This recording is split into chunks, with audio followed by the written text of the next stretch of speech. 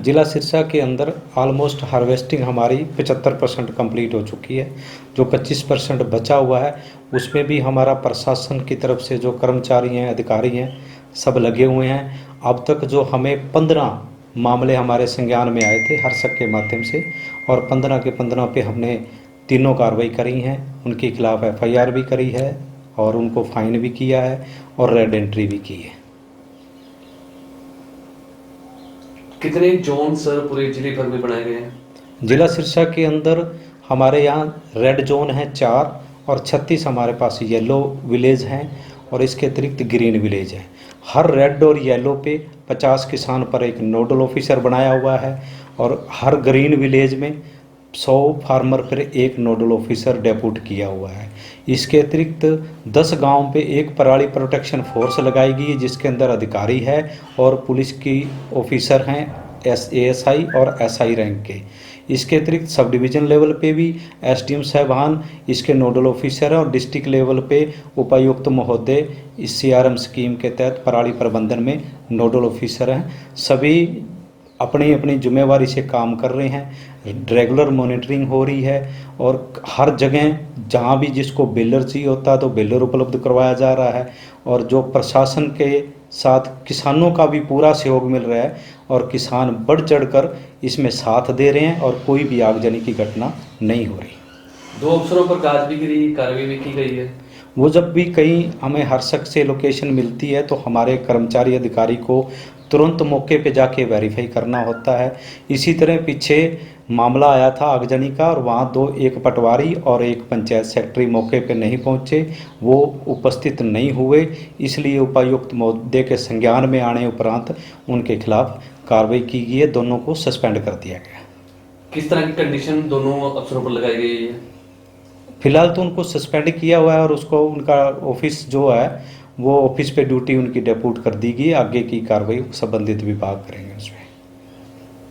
क्या अपील करेंगे सब किसानों से? मेरी किसानों से यही अपील है कि प्रशासन व कृषि विभाग के अधिकारियों का पूरा सहयोग दे। मौसम भी बढ़िया है, हार्वेस्टिंग भी बड़ी फास्ट चल रही है और बेलर भी हमारे पास हर गांव पे डेप्यूट किए हुए हैं। बेलर भी काफ़ी हैं, वो बेल बनवाएं, एक्सीटू करें और इनसीटू करें और विभाग का सहयोग करें। सरकारी विभागीय स्कीमों का फ़ायदा उठाएं और आगजनी बिल्कुल ना करें और किसी तरह की कोई आगजनी की घटना ना हो। और जो सब खेतों में आगजनी सामने आ रही है वो छोटे लेवल पे है या ज़्यादा?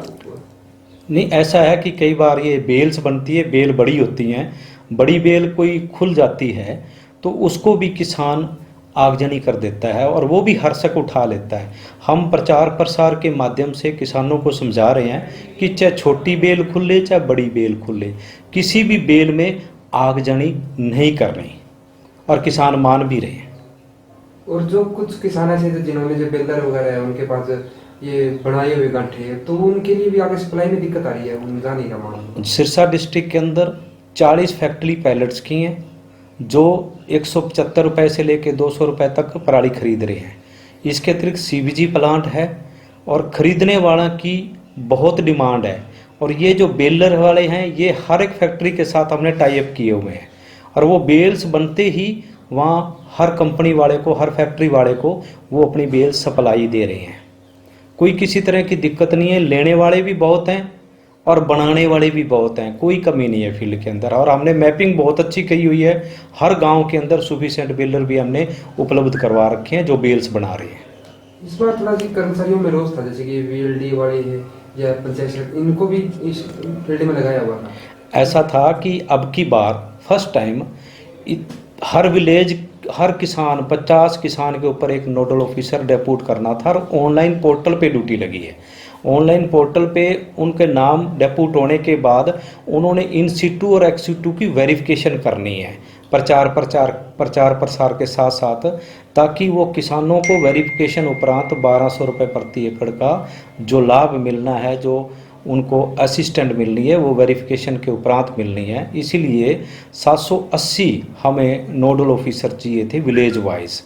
तो 780 की संख्या पूरी करने के लिए उपायुक्त महोदय के आदेशों अनुसार वीएलडीए की भी ड्यूटी लगाई है।